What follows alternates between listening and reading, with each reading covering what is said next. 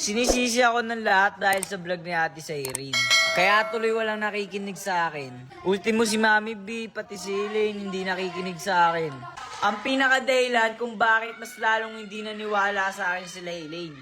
So ayun, lumipat nga pala ako ng pwesto kasi ang gugulo ng tao dun sa labas. Kaya naman nandito ako sa stock room. Eh hindi ko naman talaga kinausap yung babae na yun. Yung bagong dating na babae na yun, yung kapatid ni Elaine. Hindi ko siya kinausap. Bali ganito kasi yun, nilapitan niya ako kasi meron daw siya itatanong. Nakesyo ganun, idol daw kami ni Elaine. Tinatanong pa nga sa akin kung nasan si Elaine, tas si Elaine naman, di man lang ako pinag-explain. Diba? Kaya Elaine, kung napapanood mo to, pakinggan mo naman ako, bigyan mo ako ng chance para mag-explain. I